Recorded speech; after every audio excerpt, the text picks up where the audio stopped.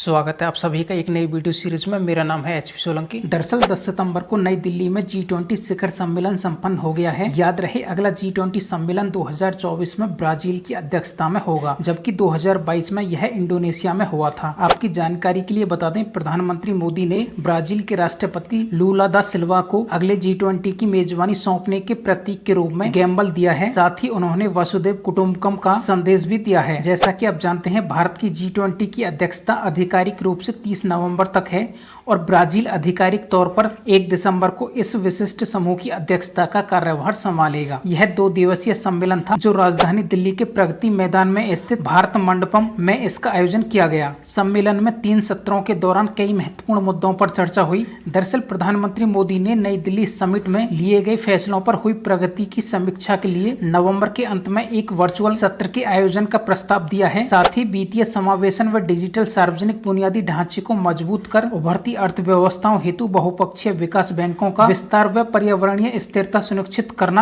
आदि भारत की G20 अध्यक्षता के कुछ महत्वपूर्ण लक्ष्य हैं। भारत ने पिछले साल वाली शिखर सम्मेलन के दौरान इंडोनेशिया से G20 की अध्यक्षता ग्रहण की थी और अब भारत की अध्यक्षता में G20 सम्मेलन हुआ है, जिसकी theme one earth one family one future है।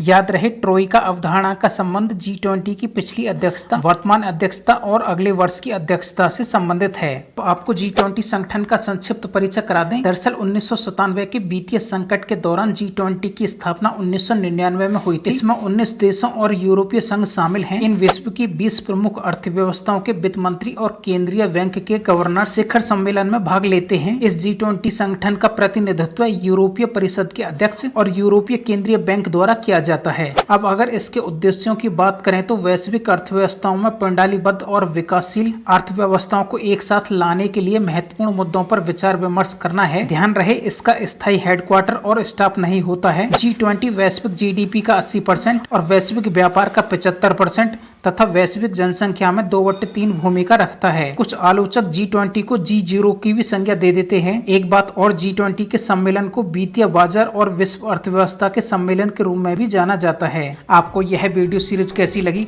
आप एचपी सोलंकी स्टडी को लाइक, शेयर और सब्सक्राइब कर सकते हैं।